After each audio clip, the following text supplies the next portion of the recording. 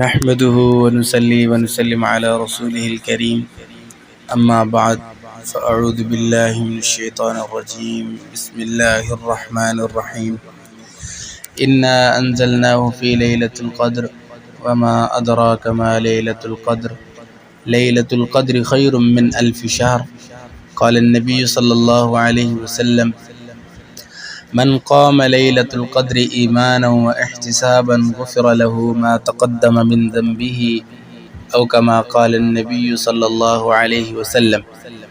میرے بھائیو دوستو، آج رمضان المبارک کا 24واں روزہ ہے، تو اس مناسبت سے وقت کی قلت کی وجہ سے یہ باتیں پہلے عرض کرنی تھی، لیکن 2 تاخیراتیں گزر چکی ہیں، تو آج تھوڑا سا وقت ملا کیونکہ کچھ سفر پہ گئے ہوئے تھے، وہاں سے واپسی ہوئی، تو میں نے چاہا کہ آج جو ہے آپ کو لیلۃ القدر کی فضیلت اور ان کی تاخیراتوں کے اندر جو دستور العمل ہے، یعنی ایک دستور کے مطابق کرنے کے جو کام ہیں، وہ کل 20 کام ہیں، میں نے کہا وہ آپ کے گوش و گزار کر دینے چاہیے کہ وہ 20 کام کیسے کرنے چاہیے اور کس اہتمام کے ساتھ کرنے چاہیے۔ تو اس سے قبل لیلۃ القدر کی فضیلت اللہ رب العزت نے قرآن مجید میں بیان فرمایا کہ لیلۃ القدر خیر من الف شہر، کہ ایک ایسی رات ہے جسے لیلۃ القدر کہا گیا ہے کہ 1000 مہینوں سے بہتر۔ اب 1000 مہینے یہ 83 سال 3 مہینے کچھ دن بنتے ہیں، فرمایا کہ اس رات کے اندر قیام کرنا، عبادت کرنا، اللہ کو راضی کرنا 1000 مہینوں کی عبادت سے زیادہ فضیلت کا حامل ہے۔ اور اس کی شان نزول بہت سارے ہیں، تو تفصیل نہیں ہے، تو بس مختصراً یہی عرض کرتا چلو کہ یہ عبادت جو لیلۃ القدر کی رات ہے، بڑی عظمت اور شان والی رات ہے، اور بڑی رفعت اور بلندی والی رات ہے، اور جتنی بھی راتیں ہیں تمام راتوں میں اللہ نے اس رات کو فضیلت عطا فرمائی۔ جیسا کہ دنوں میں اللہ نے جمعہ کو فضیلت دی، مہینوں میں اللہ نے رمضان المبارک کو فضیلت دی، اور راتوں کا جب وقت آیا تو ان راتوں میں اللہ نے اس لیلۃ القدر کی رات کو فضیلت دی۔ اور اسی طرح یہ لیلۃ القدر کوئی ایک رات نہیں ہے کہ جس میں ہم کہہ سکیں کہ یہ رات لیلۃ القدر ہے، لیکن ہمارے ہاں مشہور ہے، لوگ صرف 27 کو لیلۃ القدر کی رات سمجھتے ہیں، باقیوں کو نہیں سمجھتے، حالانکہ آپ صلی اللہ علیہ وسلم نے فرمایا کہ ان راتوں میں اس لیلۃ القدر کو تلاش کیا جائے۔ ایک دفعہ کا بیان ہے کہ آپ صلی اللہ علیہ وسلم باہر آئے اور آپ لوگوں کو اکٹھا کیا یا کہا کہ آپ کو بتاؤں کہ لیلۃ القدر کیا ہے، رات کا بتلانے لگے تو وہ کچھ لوگ لڑ رہے تھے، اس طرح کوئی بات ہو رہی تھی جس کی وجہ سے یہ بات اٹھا لی گئی، تو آپ صلی اللہ علیہ وسلم نے کہا کہ بس ان راتوں میں ان کو تلاش کرو، تو وہ مجھ سے یہ بات اٹھا لی گئی کہ وہ کون سی رات تھی۔ تو اسی طرح ہم ان راتوں میں 21، 23، 25، 27 اور 29، لیکن ہمارے ہاں مشہور یہی ہے کہ ہم 27 پہ زیادہ زور دیتے ہیں کہ ہر بندہ ختم قرآن جو ہے وہ بھی 27 میں کر رہا ہے، کوئی بندہ خیرات کر رہا ہے تو وہ بھی 27 میں کر رہا ہے، کوئی روزہ رکھوا رہا ہے وہ بھی 27 میں رکھوا رہا ہے، کوئی روزہ کھلوا رہا ہے وہ بھی 27 میں کھلوا رہا ہے۔ ایسے سمجھا ہوا ہے کہ باقی رمضان کے دن ہے ہی نہیں، نہ ہی باقی دنوں میں کوئی فضیلت ہے، نہ ہی باقی دنوں میں کوئی اجر و ثواب ملتا ہے، صرف 27 میں کر لو بس ساری بخشش ہو گئی، ایسی بات نہیں ہے۔ ہم نے تو کنفرم کر لیا کہ بھئی 27 کو ہی لیلۃ القدر ہے، ایسی بات نہیں ہے۔ لیلۃ القدر کے لیے 5 راتیں ہیں، ان میں کوئی ایک رات ہو سکتی ہے، کوئی متعین نہیں ہے۔ ہاں اگر دیکھا جائے قرینے کو تو پھر قرینہ اس بات کی علامت کرتا ہے کہ 27 کافی دفعہ 27 میں لیلۃ القدر ہوئی ہے، اور عام علماء یا مجددین یا بہت سارے صوفیاء کرام نے ان راتوں کے اندر بتلایا کہ اکثر جو ہے، بیشتر سے اکثر جو ہے وہ 27 میں ہوئی ہے، لیکن یہ کوئی کلی بات نہیں ہے، اور یہ کوئی اتھنٹک بات نہیں ہے کہ 27 میں ہی لیلۃ القدر ہے، یہ تو بس ایک اندازہ ہے، اور وہ بیشتر ہو گئی ہوگی، لیکن 21 بھی ہو سکتی ہے، اور 23 یہ تو 2 راتیں گزر گئیں۔ اب آج کی رات جو ہے یہ 25 کی رات ہے، یہ راتوں میں سے ایک رات ہے، پھر ایک دن چھوڑ کے پھر 27 کی رات ہوگی، پھر ایک دن چھوڑ کے پھر 29 کی رات، 3 راتیں باقی ہیں۔ تو اسی طرح آپ صلی اللہ علیہ وسلم کا فرمان ہے جو خطبے میں حدیث پڑھی، فرمایا کہ من قام لیلۃ القدر ایمانا واحتسابا غفر له ما تقدم من ذنبه، کہ جس نے لیلۃ القدر کی رات میں قیام کیا، اللہ کے حضور گڑ گڑایا، رویا، سجدے کیے، اللہ کو منایا، فرمایا قیام کیا، تو اللہ رب العزت وہ بھی ایمان کی حالت، ایمان و احتساباً، یعنی اللہ کی رضا کے لیے، اللہ کی خوشنودی حاصل کرنے کے لیے، یہ نہیں ہے کہ بس محلے والے کیا کہیں گے، بھائی 27 کی رات ہے آج بھی مسجد میں نہیں آئے، اس نیت سے کوئی بندہ مسجد میں آ گیا کہ بھئی لوگ کیا کہیں گے، تو وہ اس ثواب کو نہیں پا سکتا، بے شک وہ 27 کی رات ہی کیوں نہ ہو۔ اور ایک اور بات کہ 27 کی رات، یعنی 27 کی رات تو ویسے ذہن میں بات آ گئی، مقصد ہے کہ لیلۃ القدر کی جو رات ہوگی، اس رات میں 4 ایسے بندے بدبخت ہیں کہ جن کی اللہ تعالیٰ بخشش نہیں فرماتے، اس کے علاوہ تمام بندوں کی اللہ تعالیٰ جو ایمان والے ہیں بخشش کر دیتے ہیں۔ تو وہ 4 کون ہیں؟ تو اس کے بعد پھر 20 نکات ایسے ہیں کہ ان تاکراتوں میں ہمیں اس طرح عمل کرنا چاہیے، دستور بنا لینا چاہیے۔ ان 4 بدبختوں کو بتا کر پھر انشاءاللہ اس 20 نکات کی طرف چلتے ہیں کہ کہیں لمبا درس نہ ہو جائے۔ تو نمبر 1، جو شراب کا عادی ہو، فرمایا کہ جو شراب کا عادی ہے ایسے بندے کی اس لیلۃ القدر کی رات میں بخشش نہیں ہوتی۔ دوسرے نمبر پہ جو زنا کا عادی ہو، فرمایا کہ زنا کا عادی بندہ، اس بندے کی بھی اس لیلۃ القدر کی رات میں بخشش نہیں ہے۔ تیسرے نمبر پہ فرمایا قطع تعلق، جو رشتہ داری ختم کرنے والا ہے، بول چال ختم کرنے والا ہے، ایک حدیث پاک کے اندر بھی آتا ہے جس کا مفہوم ہے لا يدخل الجنت قاطع، رشتہ قطع کرنے والا جنت میں داخل نہیں ہوگا۔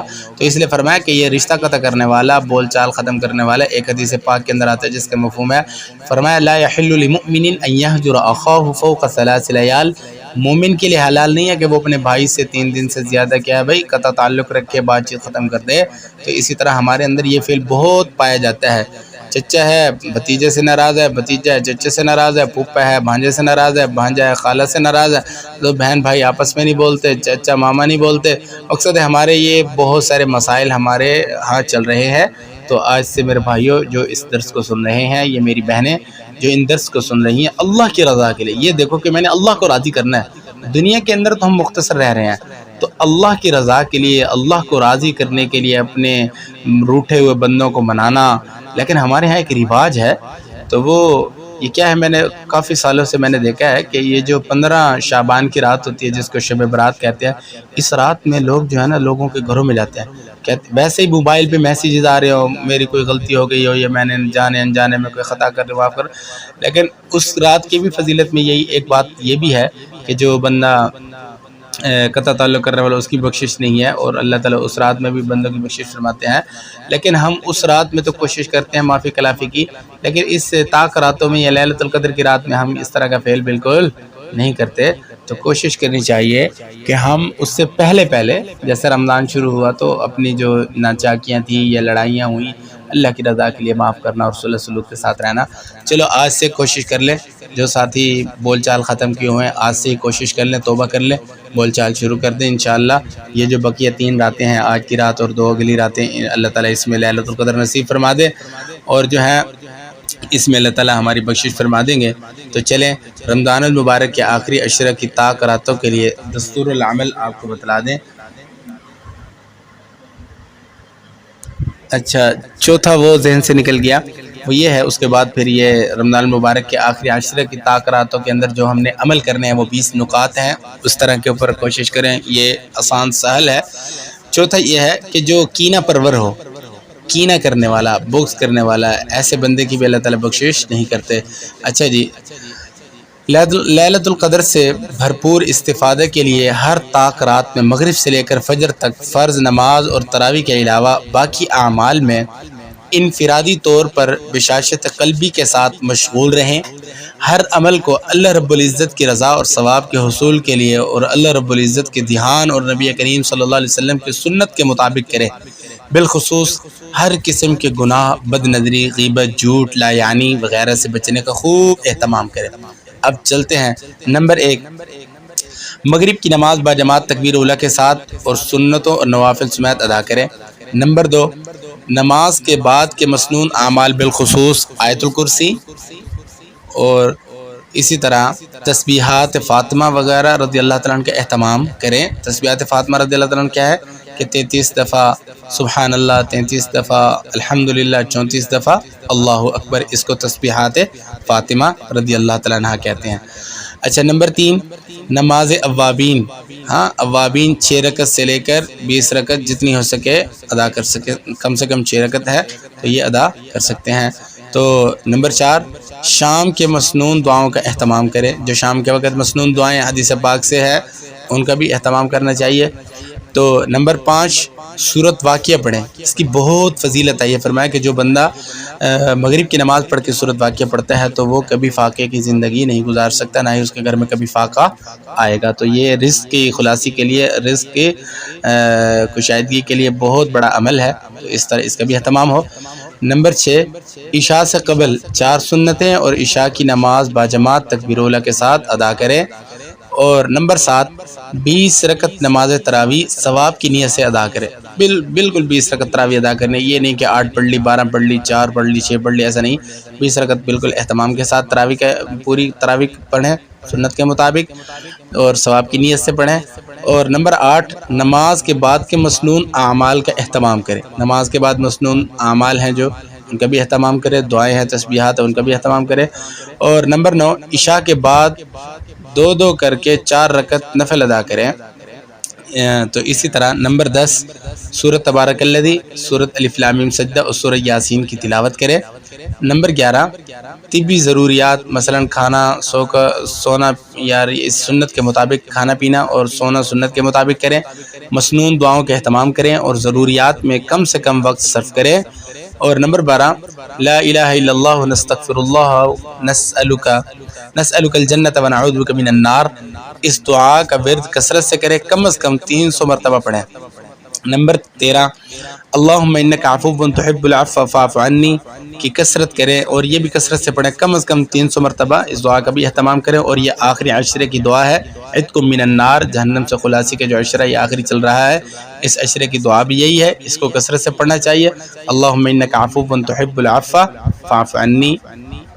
اسی طرح نمبر 14 صلاۃ التسبیح کا اہتمام کرے. نمبر 15 قرآن پاک کی تلاوت زیادہ سے زیادہ کرے، کم از کم 1 سپارہ ضرور تلاوت کرے. نمبر 16 مالی صدقہ حسب استطاعت کرے. مالی صدقہ بھی کرنا چاہیے ان راتوں کے اندر. ہاں جتنا ہو سکے 10 روپے، 20 روپے، 100 روپے، 1000 روپے، جتنا اللہ نے دے رکھا ہے تو اتنا صدقہ بھی کریں. اور اگر آپ کو رات یعنی لیلۃ القدر کی رات مل گئی تو اتنے 83 سال کچھ مہینے آپ کو صدقہ کرنے کا اللہ اجر عطا فرمائیں گے. اسی طرح نمبر 17 اگر قضا نمازیں ذمہ ہوں تو کم از کم 1 دن کی قضا کر لیں. مثلا کسی بندے کی قضا نمازیں ہیں 1 مہینے کی، 2 مہینے کی، 1 ہفتے کی، 2 ہفتے کی، تو ان تاکراتوں کے اندر 1 دن کی قضا نمازیں تو پوری مکمل پڑھ لیں. اس میں صرف فرض اور جو ہے نا یعنی جو قضا نمازیں پڑھنی ہیں اس کا اہتمام کر لینا چاہیے. تو اسی طرح نمبر 18 تہجد کی 4 سے لے کر 12 رکعت تک نماز ادا کریں. نمبر 19 مغرب کے اعمال کے بعد، عشاء کے اعمال کے بعد، تہجد کے اعمال کے بعد کم از کم 10 منٹ خوب رو کر اپنے لیے اور پوری امت مسلمہ کے لیے دعائیں کریں. نمبر 20 تیسرا کلمہ درود شریف اور استغفار کی کثرت کریں. بالخصوص سحری کے وقت کم از کم 1 تسبیح استغفار کی ضرور کریں.